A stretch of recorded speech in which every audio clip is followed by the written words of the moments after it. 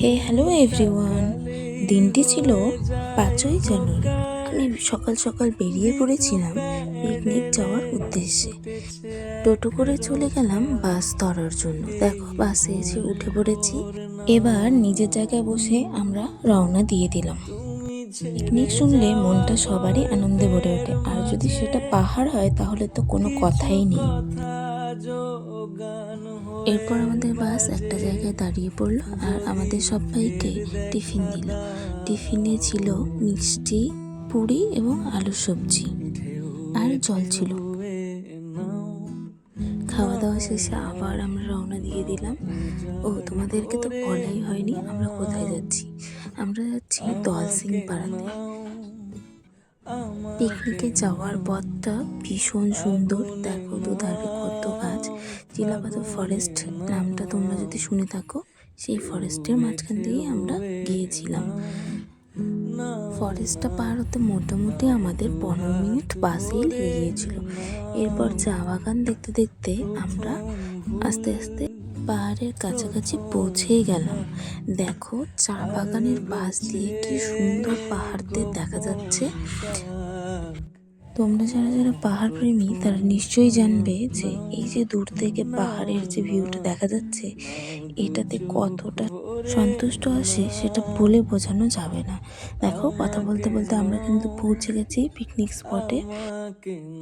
গাড়ি থেকে নেমে প্রথম ভিউটা এতটাই দেখতে পেয়েছিলাম, সেটা ক্যাপচার করে রেখেছিলাম।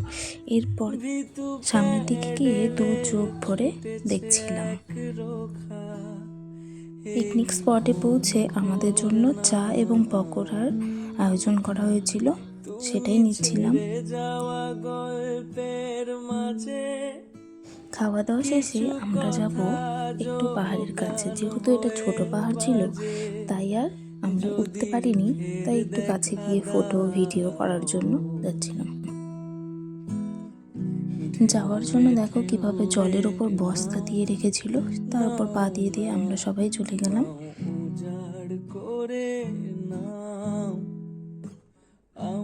আমরা যেদিন গিয়েছিলাম সেই দিনে একদম পিকনিক স্পট খালি ছিল না, চারপাশ ভর্তি ছিল, পুরো লোকজন গিজ গিজ করছিল। এরকম পাহাড়ের নদীতে খালি পায়ে এভাবে হাঁটতে বেশ ভালোই লাগে। জলটা প্রচণ্ড ঠান্ডা ছিল, কিন্তু রাতে কি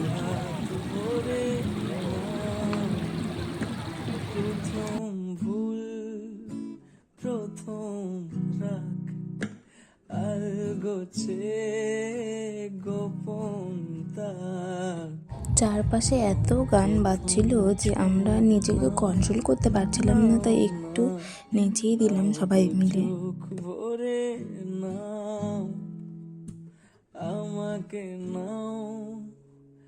ফটো ভিডিও তুলে শেষ করে আমরা চলে গেলাম খাবার জায়গায়।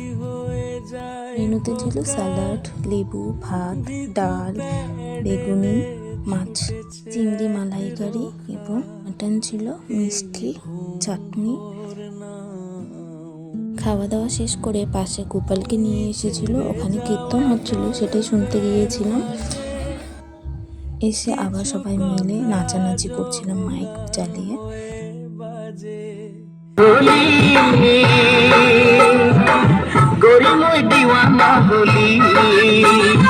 আমরা যেখানে থাকি সেখানে কচি কাচারাও বেশ মজা পায়, তাই এদেরকে নিয়ে অনেকক্ষণ নাচানাচি করার পর লাস্টে সানসেট দেখে আমরা বাড়ির উদ্দেশ্যে রওনা দিলাম। টাটা সবাইকে আজকের মতো।